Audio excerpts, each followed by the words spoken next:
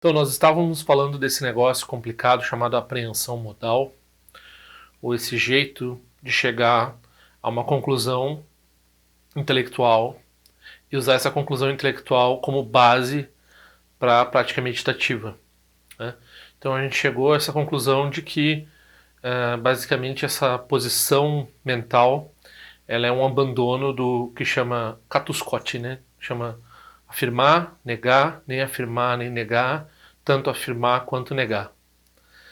São 4 posições possíveis, né? Então, nesse trecho que eu vou comentar nesse vídeo, nós vamos estar falando da mente. Então, a mente, ela está se examinando e chegando a uma conclusão sobre ela mesma. Então, como é que funciona isso, né? Como é que que guru que vai dar? Guru era uma expressão que no computador que eu usava nos anos 90, quando dava um erro, dava Guru Meditation, né? No Amiga 500, eu tinha um Amiga 500, aparecia na tela assim, Guru Meditation. Dava um sinal de erro no computador.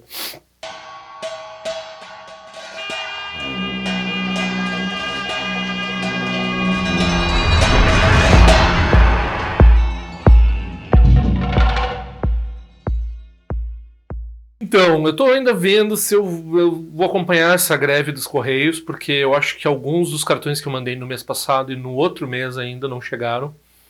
Então eu vou aguardar chegar, vou esperar mais um pouco, e daí eu vou estar mandando, tem umas 20 pessoas que me pediram cartões.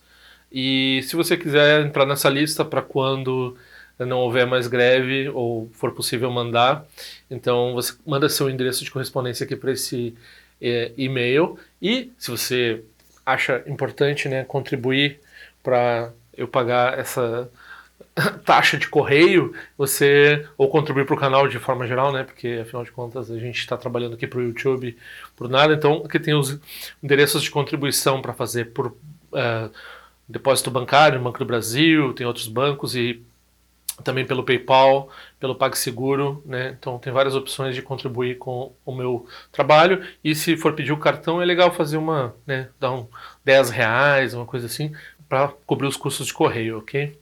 Por favor, se vocês puderem ajudar divulgando o canal, curtindo, né, os vídeos, né, dando o joinha e também se inscrevendo. Nós alcançamos o número agora, eu estou um pouco mais de 2 anos operando esse canal. Nós chegamos em 13 mil assinantes. Eu espero chegar em 10 mil assinantes nos próximos anos. Acho que 10 mil assinantes é um número pequeno assim para o mundo de YouTube e tal, é para ganhar a vida fazendo YouTube, sendo YouTuber, essas coisas. Mas em termos do Dharma, em termos da coisa bem específica que eu trato nesse canal, vou ser pretencioso aqui, mas com a profundidade, né, com o detalhamento que muita gente não está preparado e não se interessa. Então eu acho que é um número bem expressivo, assim. Até 3 mil eu já acho um número bastante expressivo, na verdade. Então eu agradeço bastante, mas se você estiver assistindo e não estiver inscrito no canal, por favor se inscreva, ajuda bastante a divulgar o canal para outras pessoas e assim por diante. Também poste, mande, envie por e-mail, envie pelo WhatsApp, envie por Facebook. Por onde você anda, você deixa meu rastro ali para ajudar o canal, se você vê algum valor nisso, obviamente, né? Claro. Então, se você olhar os links ali na descrição desse vídeo, você encontra o link que tem o texto que eu estou tratando aqui. Então, o verso hoje é: portanto, se através dessa análise racional se reconhece precisamente a natureza das coisas, qual a análise racional? Aquela que vai concluir com aquela apreensão modal que o nosso oponente, né, valoriza tanto. Então, tem esse oponente, né, ele está dizendo, né, contando toda a história, né, ele está dizendo assim: tem um pessoal aí que medita de qualquer jeito. E daí eles dizem que estão meditando numa coisa muito profunda, mas na verdade eles estão meditando como animais e dizendo que estão meditando numa coisa muito profunda. Então é preciso estudar bastante, entender o que está fazendo, para depois obter esse resultado e meditar com base nisso. E a gente concorda que é necessário estudar, é necessário saber o que está fazendo, é necessário ter orientação, mas a gente discorda mais ou menos da importância dessa apreensão, desse resultado como base para a meditação. Então, assim, o resultado básico dessa discussão vai ser assim: tendo apreensão modal ou não tendo apreensão modal, pode haver essa meditação, né, profunda. Mas como um cheque, né, e como tem outras garantias que são possíveis, por exemplo, o controle de qualidade de uma sanga, de um professor qualificado, que vai ajudar você mesmo que você não seja tão erudito, né? Porque O que talvez o nosso oponente peque iria acontecer que as pessoas iluminadas só poderiam ser aquelas que fazem faculdade de budismo e estudam budismo por 20, 30 anos, para depois se focar em meditação, né? Então, na nossa tradição, a gente diz, não, a pessoa pode ser meio iletrada, ela pode saber pouca coisa, mas se ela souber corretamente o que fazer, e ela for, né, se ela for cair num estado meditativo equivocado, ela tiver aviso, tiver uma conversa com alguém que tem essa sabedoria, isso permitiria que ela corrigisse seu rumo e não caísse nesses estados. Então é uma resposta mais qualificada, assim, nem tanto isso, nem tanto aquilo, né? Então até né, mencionando que eu tô entrando aqui no verso, né, 2 linhas, mas eu já vou mencionar um artigo. Então essa tese de doutorado do Adam Scott Piercy, que é o fundador da Lotsawa House, ele publicou no academia.edu recentemente, e eu achei muito interessante, né? Eu normalmente não, né, nesse verso até a gente vai ter essa palavra, eu evito falar o termo grande perfeição, né? E esse paper dele, essa tese de doutorado dele é uma perfeição maior ainda, né? Então, a greater perfection. Então ele fala sobre escolasticismo, comparativismo e questões de identidade sectária no início do século XX nos escritos do Dzogchen. Para se ter uma ideia do nível acadêmico, comparar com o Brasil é uma tristeza, né? Do nível acadêmico dos estudos asiáticos, dos estudos do budismo que a gente tem acontecendo nesse momento, né? Então essa é uma tese bem interessante. Normalmente eu não indicaria nada com grande perfeição no título, até onde eu li, porque eu fiz uma leitura, né? A gente diz, quando a gente lê um livro rapidamente, olha mais ou menos o que tem dentro do livro, assim, que a gente faz uma leitura horizontal, né? Mas como é um PDF, eu fiz uma leitura vertical muito rápida, assim. Então, eu acho que se diz leitura vertical, enfim. Eu fiz uma leitura muito rápida, assim, por cima desse texto, e eu achei extremamente interessante de um ponto de vista intelectual.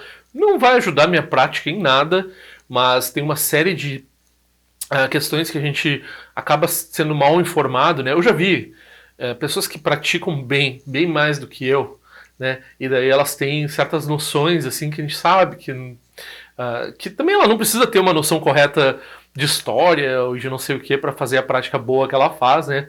Mas daí ajuda, assim, para a pessoa estar informada, para a pessoa saber certas coisas. Então, tem trabalhos que desacralizam o Dharma, assim, e que falam do Dharma como um objeto morto de museu, e também como um distanciamento, assim.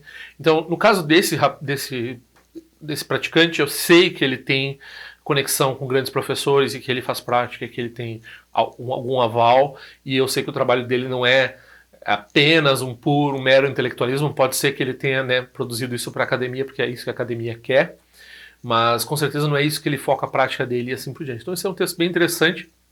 E daí nós estamos falando do oponente aqui.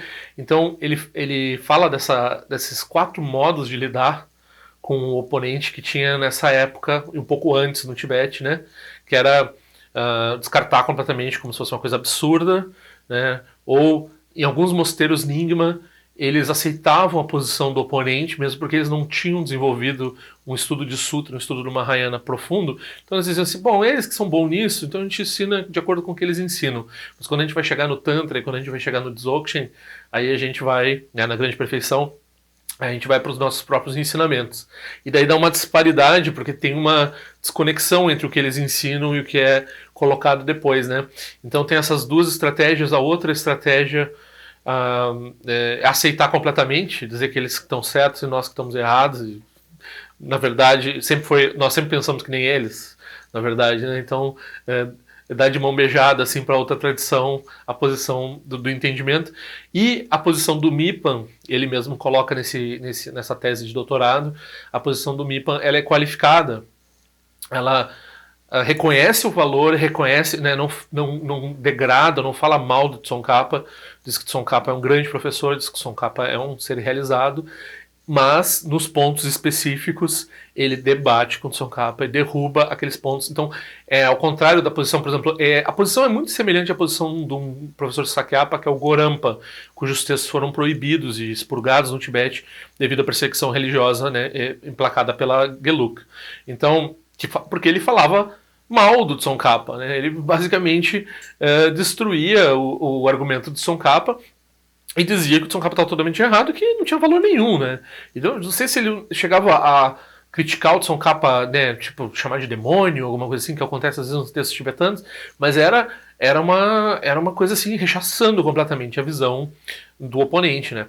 E o que eu já comentei em alguns vídeos aqui, o problema da posição do Gorampa é que ela era embasada no Tantra, embasada no terceiro giro da volta do Dharma, que é um pouco de Mahayana, e no Tantra. Então, quando você vai falar, né, os pontos de sutra que estão em discussão e você vai usar o argumento que necessita do embasamento de sutra para ser feito, aí ele estava em desvantagem, né? Então foi isso que o Mipa Rinpoche fez.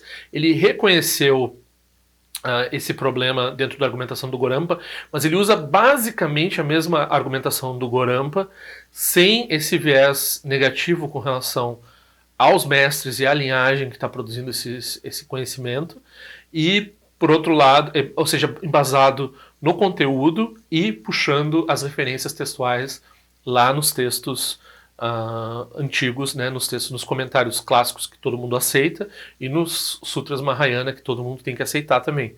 Então, e esse trabalho foi um trabalho que ele fez aí no fim do século XIX e, né, foi o que influenciou essa coisa que ele vai comparar aqui, as várias formas de falar da grande perfeição no século XX, que é um artigo bastante interessante, quem lê em inglês, eu recomendo que olhe, né? Tem um outro artigo que daí tem um valor também para quem se interessa por coisas acadêmicas, que é um artigo de uma moça que estudou em Oxford. Eu vou botar o link dos dois artigos na descrição do texto, e que é sobre a prática de Tara vermelha. E daí fala várias coisas interessantes sobre a prática de Tara, como ela é feita aqui no Brasil, inclusive, e a prática de Tara vermelha, né? É uma tese de doutorado aí na área de antropologia. Eu não sei exatamente a área, eu acho que é estudos asiáticos, mas é feito bem dentro, assim, num escopo de filosofia analítica, esse trabalho um pouco de história, um pouco de filosofia analítica, esse trabalho do Adam Percy, né? Recomendo. Então isso tudo é uma nota de rodapé aqui para o comentário do primeiro verso, primeiro pedaço do primeiro verso aqui, que é o verso 3.2.1.2.2.2.1.2. Então, se você chegou aqui, não vai embora, fica aí, vamos ver o que a gente entende dessa história. Mas esse aqui é o 35º vídeo dessa série. Eu sempre falo né? Agora capturei você, né? Se você ficou aí, então segue aí. Porque a gente está estudando esse texto que é o Farol da Certeza, que é um texto do Mipa Rinpoche que está tratando desses pontos que eu estou falando aqui, né? Essa disputa que tem entre, nesse ponto, no terceiro ponto que a gente está tratando, é essa questão da apreensão modal, esse resultado intelectual, como ele é usado e de que forma ele implica, o que ele implica na meditação, né? Então, por um lado, a gente tem a proteção com relação a meditações equivocadas, e por outro lado, a gente tem, se ele tiver, como a gente vai começar a ver agora aqui, porque até agora o Mipa Rinpoche quase que fez uma defesa desse estudo e desse produto, desse resultado intelectual. Aqui a gente vai começar a ver qual é o problema que há por trás desse resultado, né? Portanto, se através dessa análise racional se reconhece precisamente a natureza das coisas, se reconhecerá profundamente a irrealidade essencial da mente ilusória, que é como uma ilusão. Então, a mente ilusória, que é como uma ilusão, estava assim no inglês, eu deixei aqui, né? Então, se reconhece a natureza das coisas, o que vai acontecer? Da verdadeira das coisas, a gente vai ver que essa mente que está reconhecendo a natureza das coisas, que está produzindo esse resultado racional sobre a natureza das coisas, ela mesma faz parte dessa natureza das coisas, que é a profunda irrealidade essencial. Então,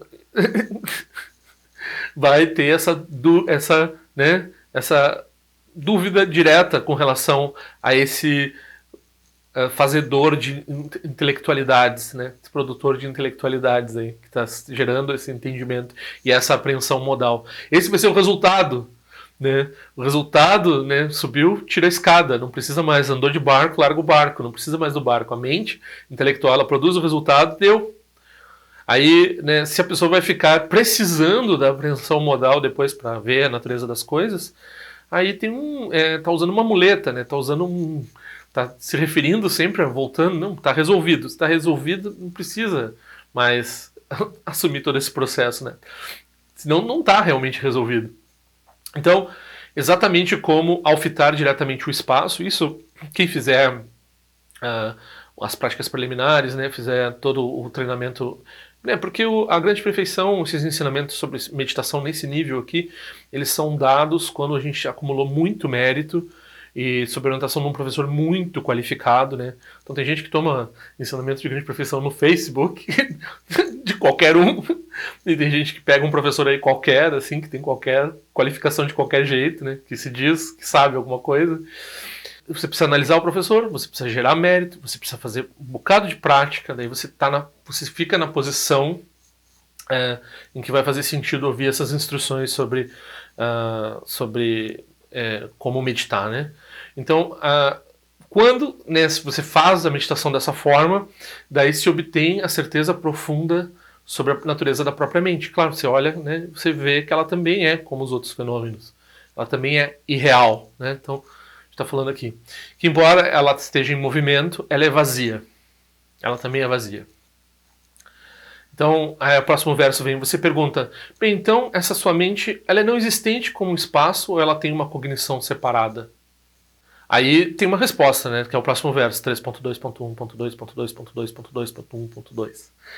Como uma mente vibrante que todos possuímos não descansa um momento sequer, certamente todos diriam que há alguma forma de cognição operando ali. Porque a gente vê que tem um movimento, a gente diz tem alguma coisa, né? Então a gente diz que a mente que não é existente também não é não existente. Também não dá para dizer que ela é existente ou inexistente, né? E daí você afirma assim, ela é o Dharmakaya luminoso, né? Então, embora essa pessoa não tenha estudado muito,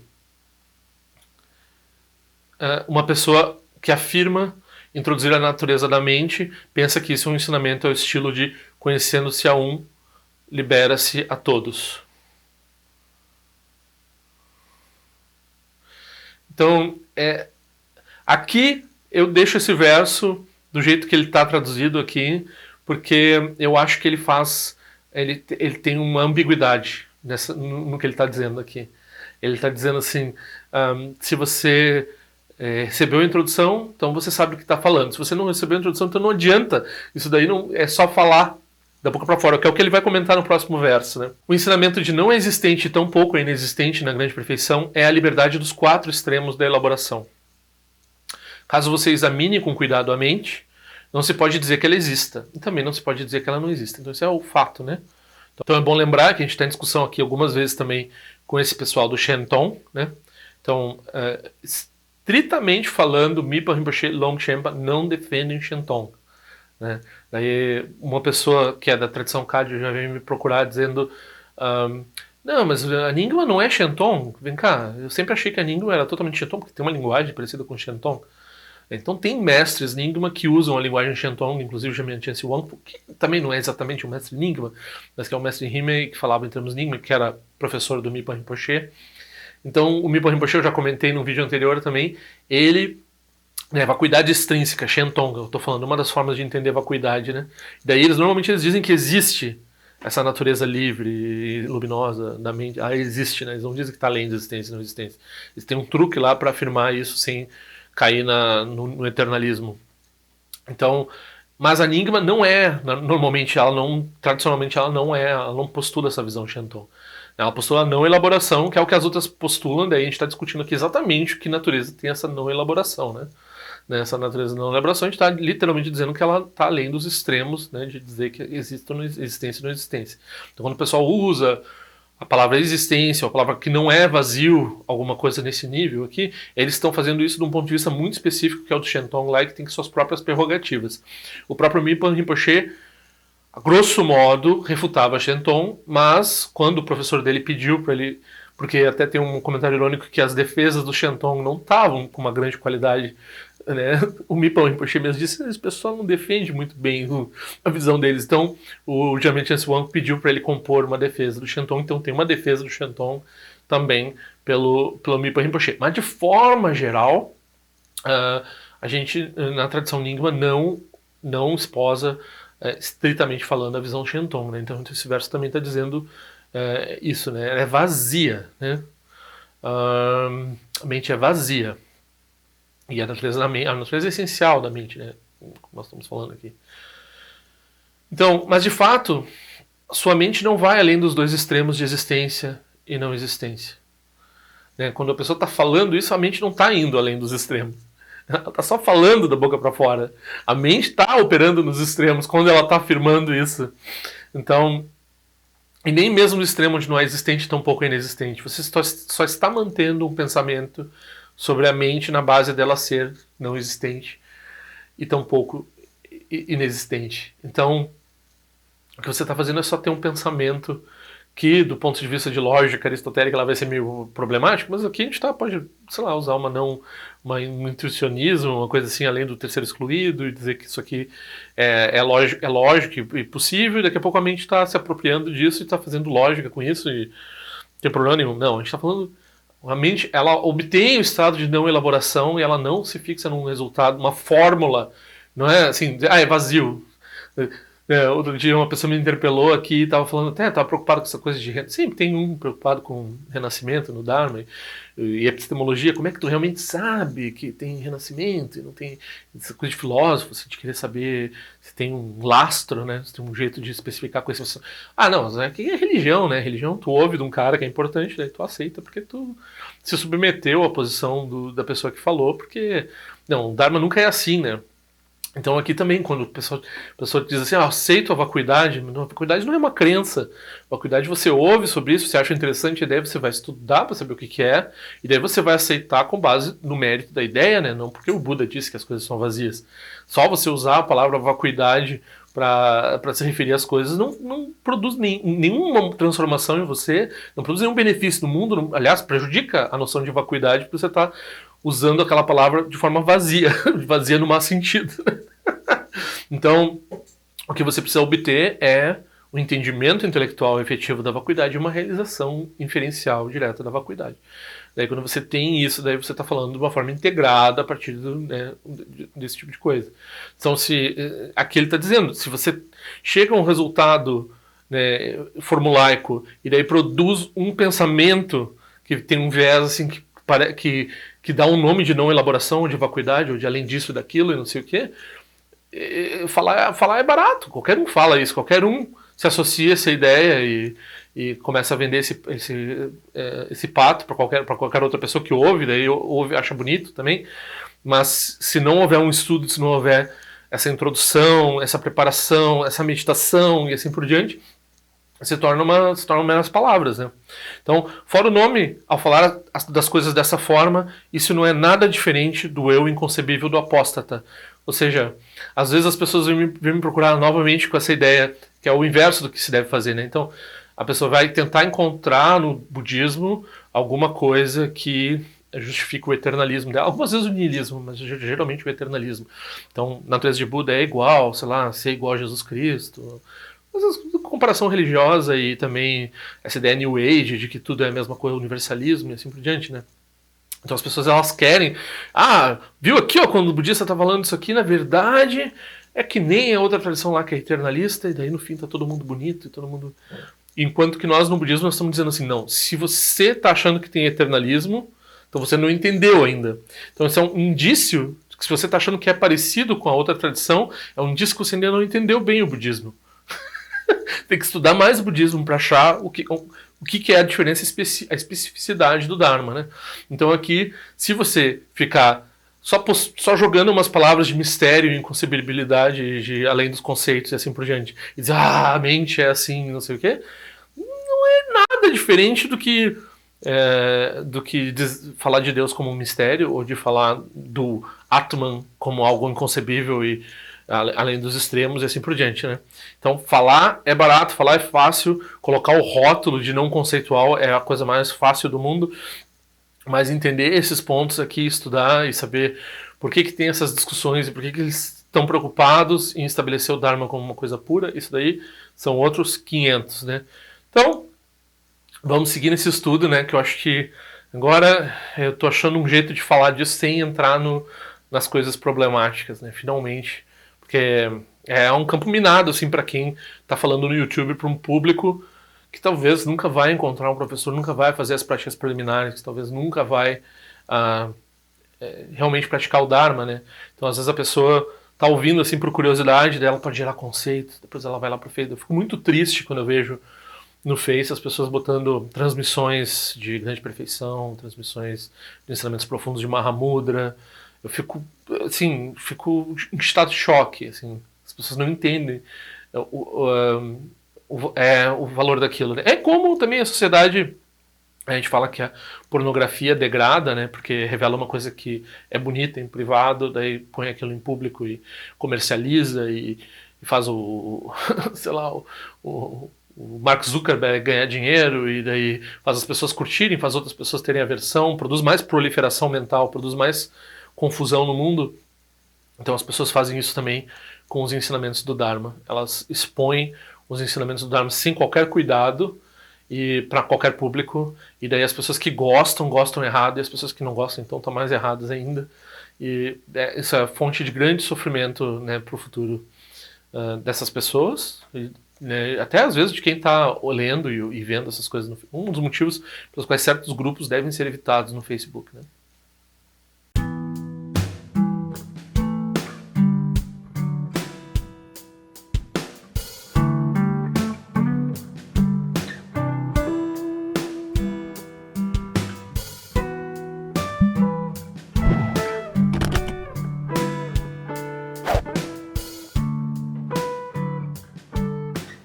Ei, não esquece de se inscrever no meu canal, é importante para mim. Clica na sinetinha para receber a notificação e se quiser se inscreve no meu boletim informativo onde eu informo o que eu ando fazendo, o que eu ando pensando. Também para contribuir de alguma forma com esse canal, esse é o endereço. Eu espero que em breve nós nos vejamos na prática do Dharma. Ao longo de minhas muitas vidas e até este momento, todas as virtudes que tenho alcançado, inclusive o mérito gerado por esta prática e todas as que vier a conseguir, ofereço para o bem-estar dos seres sencientes. Possam a doença, a guerra, a fome e o sofrimento diminuir para todos os seres, enquanto sua sabedoria e compaixão aumentam nesta e em vidas futuras. Possa eu claramente perceber todas as experiências como sendo tão insubstanciais como o tecido do sonho durante a noite e imediatamente despertar para perceber a manifestação de sabedoria pura no surgir de cada fenômeno. Possa eu rapidamente alcançar a iluminação para trabalhar sem cessar pela liberação de todos os seres.